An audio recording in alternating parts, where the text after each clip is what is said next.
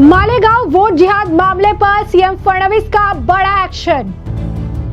1000 करोड़ के मालेगांव वोट जिहाद मामले की एटीएस करेगा जांच। संजय राउत का पीएम मोदी पर विवादित बयान। प्रधानमंत्री मोदी के खिलाफ सीरिया जैसे हिंसक तख्ता पलट हो सकता है, राउत। नमस्कार, मैं अंजलि मिश्रा, स्वागत है आप सभी का द न्यूज में। महाराष्ट्र के मुख्यमंत्री के तौर पर पदभार संभालने के बाद से Devendra Fadnavis back to back कई सारे बड़े फैसले और धमाकेदार एक्शन लेते हुए नजर आ रही हैं। इस बीच अब एक और बड़ा एक्शन देवेंद्र फडणवीस द्वारा लिया गया है। जी हाँ, बिल्कुल सही सुना आपने। महाराष्ट्र के मुख्यमंत्री देवेंद्र फडणवीस ने अब मालेगांव वाले मामले को लेकर, जो मालेगांव का वोट जिहाद का मामला है, जो 1000 करोड़ रुपए का बताया जा रहा है, अब इस मामले में एटीएस जांच के आदेश दे दिए हैं। जी हाँ, बिल्कुल सही सुना आपने। अब मालेगांव 1000 करोड़ रुपए के मालेगांव वोट जिहाद मामले की एटीएस जांच करने वाला है। साथ ही साथ दूसरी तरफ संजय राउत ने प्रधानमंत्री नरेंद्र मोदी पर विवादित बयान दिया है और यह कहा है कि जो हाल सीरिया में हुआ, वहां के प्रेसिडेंट का कुछ ऐसा ही हाल प्रधानमंत्री नरेंद्र मोदी का भी हो सकता है। उस तरीके की स्थिति यहां भी हो सकती है, जिसके बाद लोगों की रिएक्शन इस मामले पर देखने के लिए मिले और लोगों ने संजय राउत को, खासकर बीजेपी ने संजय राउत की बखिया उधेड़ी और उनकी जमकर क्लास लगाई है। क्या है पूरा माजरा, विस्तार से जान लेते हैं। सबसे पहले बात कर लेते हैं मालेगांव वोट जिहाद के मामले को लेकर। तो मालेगांव वोट जिहाद का मामला सामने आया था और इस मामले में 1000 करोड़ रुपए के लेन देन की बात निकलकर सामने आई, जिसमें कई सारी शेल कंपनियों के जरिए कई बेरोजगारों के खाते में कई करोड़ रुपए के ट्रांजैक्शन किए गए थे। अब ऐसे में आपको बताते हैं कि ये पूरा माजरा क्या है, यानी ये जो 1000 करोड़ का मालेगांव वोट जिहाद का मामला बताया जा रहा है वो क्या है। दरअसल नासिक शहर में 12 बेरोजगारों के खाते में अचानक 125 करोड़ रुपए आ जाते हैं। जब उन्हें मैसेज मिलता है तो वो देखकर सन हो जाते हैं, भागे भागे बैंक पहुंचते हैं तो बैंक वालों ने भी साफ साफ कह दिया कि आपके खाते में किसी ने डाले हैं। बैंक वाले भी उनके प्रोफाइल जानकर हैरान है, क्योंकि कभी भी इनके खाते में लाख रुपए से ज्यादा का ट्रांजैक्शन तो हुआ ही नहीं है, करोड़ तो बहुत दूर की बात है। पुलिस पूरे मामले की जांच कर रही है। पुलिस के मुताबिक जो है, इन सभी बेरोजगारों का खाता मालेगांव मर्चेंट बैंक में था। अब कभी इनमें 1000 रुपए से ज्यादा का ट्रांजैक्शन हुआ नहीं, लेकिन अचानक इतनी बड़ी रकम खाते में आ गई। ये देखकर युवक बेहद डर गए। ये रकम खाते में किसने डाली, इसके बारे में युवकों को भी कोई जानकारी नहीं। लेकिन चुनाव के दौरान इस तरह की घटना ने कई लोगों का ध्यान अपनी ओर खींचा। कुछ युवाओं ने स्थानीय नेता दादा भूसे को इस बारे में बताया। इसके बाद जांच शुरू हो गई। ईडी ने भी इस मामले को लेकर कई जगहों पर छापेमारी की थी। मुंबई में भी कई जगहों पर इस मामले को लेकर छापेमारी की गई थी। अन्य राज्यों में भी इस मामले से जुड़े हुए, आप कह सकते हैं, दस्तावेज खंगालते हुए कई जगहों पर छापेमारी देखने के लिए मिली और वहां से भी 13 करोड़ 14 करोड़ जैसे अमाउंट जो है जब्त किए गए। अनुमान लगाया गया कि फर्जी कंपनियों ने लेन देन किया है और उनके खाते में पैसे ट्रांसफर हो गए हैं। एक ये भी दावा किया गया कि बैंक की गलती से पैसे ट्रांसफर किए गए, लेकिन बैंक ने इस बारे में साफ कह दिया कि ना तो उनकी वजह से, ना तो सिस्टम में किसी गलती की वजह से ऐसा हुआ है। पैसा इन लोगों के खाते में भेजा गया है और इस घटना ने नासिक के मालेगांव में सनसनी फैला दी। जांच में पता चला कि पिछले 15-20 दिन पहले बैंकों की शाखा ने 12 खातों में 100 से 500 करोड़ का लेन देन हुआ। शेल कंपनियों के जरिए ये पैसे जो है इन खातों में ट्रांसफर किए गए।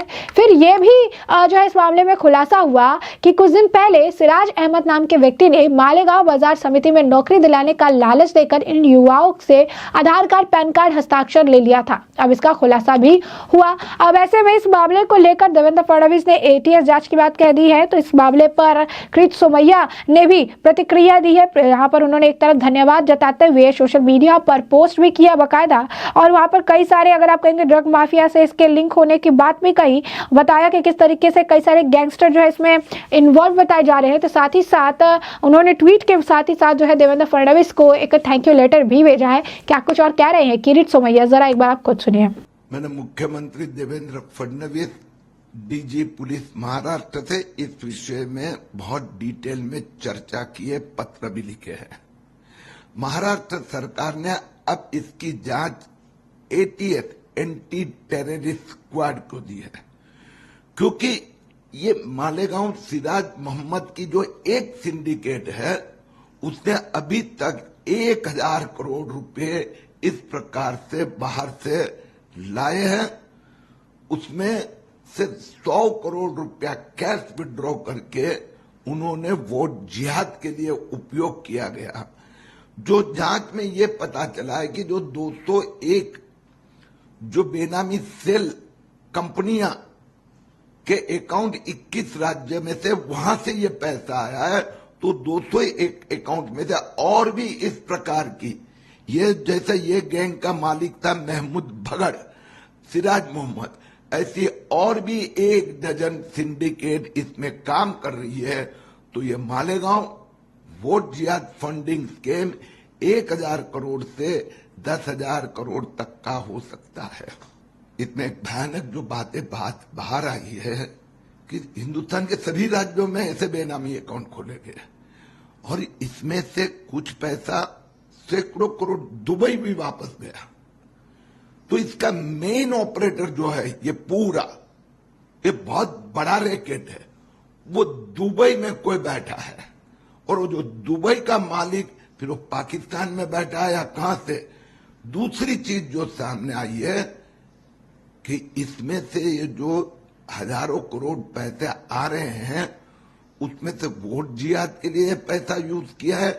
जो टेरर लिंक, ड्रग माफिया, इन्होंने भी इस प्रकार की मोडस ऑपरेंडी की जानकारी प्राप्त हो रही है। तो जैसा कि आपने कृष्ण सुमैया को सुना, उन्होंने कहा इस मामले की जांच होगी तो काफी कुछ खुलासे जो है निकल कर सामने आएंगे और कई लोगों की पोल खुलेगी। तो इसी के साथ साथ आपको बता दें कि संजय राउत ने दरअसल वायर को दिए गए अपने इंटरव्यू में जब उनसे सवाल पूछे जा रहे थे तो उसके जवाब में ये कहा कि प्रधानमंत्री नरेंद्र मोदी के साथ भी ऐसा हो सकता है जैसा कि सीरिया में इस वक्त देखने के लिए मिल रहा है। हिंसक आप कह सकते हैं कि एक रेवोल्यूशन देखने के लिए मिल सकता है और जैसे सीरिया में प्रेसिडेंट को वहां से भागना पड़ा, वहां से हटा दिया गया, उसी तरीके से प्रधानमंत्री नरेंद्र मोदी के साथ भी हो सकता है।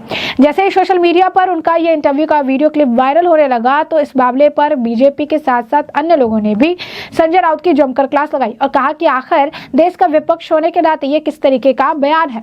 आपको बता दें कि बीजेपी के प्रवक्ता प्रदीप भंडारी ने भी इस जो है इंटरव्यू की क्लिप को साझा करते हुए लिखा कि जो अपोजिशन है यानी जो विपक्ष है वो चाहती है कि सीरिया जैसे ही हालात जो है भारत में हो जाए। संजय राउत एक इंटरव्यू में कहते हैं कि जो सीरिया में हुआ वही भारत में भी होना चाहिए। ये इंडी गठबंधन जो कि राहुल गांधी द्वारा चलाई जा रही है काफी ज्यादा खतरनाक है और एक तरह से भारत विरोधी है और लोकतंत्र विरोधी है। वहीं शहजाद पूनावाला ने भी इस इंटरव्यू के छोटे क्लिप को साझा किया और उन्होंने कहा कि संजय राउत भारत को सीरिया से जो है कंपेयर कर रहे हैं, तुलना कर रहे हैं। वो क्या सीरिया जैसी चीज है भारत में करने का प्रयास कर रहे हैं? क्या वो अपना दिमागी संतुलन पूरी तरीके से खो चुके हैं? पहले इलेक्शन कमीशन को गालियां दी, उसके बाद जो है सीजीआई को अपनी हार के लिए जिम्मेदार ठहराया और अब भारत को सीरिया से उसकी तुलना जो है कर रही है। इससे पहले इंडी गठबंधन ने भारत की तुलना बांग्लादेश से की थी। अब तो है ये जगदीप धनखड़ को भी किसान का बेटा कहकर अटैक करते हैं और यही इनका जो है असली चेहरा है। इस तरीके से तमाम पोस्ट जो है देखने के लिए मिले जहां पर लोग ये कह रहे हैं कि संजय राउत भूल गए हैं कि सीरिया में जो न्यू रूलर है वो मिलिटेंट ग्रुप्स है। कुछ लोग लगातार ये कह रहे हैं कि संजय राउत जो है लोकतंत्र बचाने की बात करते हैं, लेकिन यहाँ पर खुले तौर पर जो है इस तरीके से प्रधानमंत्री नरेंद्र मोदी को हटाने के लिए हिंसक गतिविधियों के ऐलान कर रही है, क्रांति का ऐलान जो है कर रही है और एक इंटरव्यू में इस तरीके का बयान दे रही हैं जो कि उनके पोस्ट को बिल्कुल भी सूट नहीं करता है। तो लगातार अगर आप देखेंगे तो बैक टू बैक 2 मामले और इस मामले पर लगातार लोगों के रिएक्शंस जो है देखने के लिए मिल रहे हैं। साफ तौर पर लोग नाराजगी जो है जाहिर कर रहे हैं। तो ऐसे में हमने आपको जो पूरा मामला है ये बड़ा विस्तार से बताया कि ये पूरा मामला क्या है और अब इस पूरे मामले पर अब आपकी भी जो राय हो वो हमें कमेंट सेक्शन में कमेंट करके जरूर से जरूर साझा करिएगा। धन्यवाद।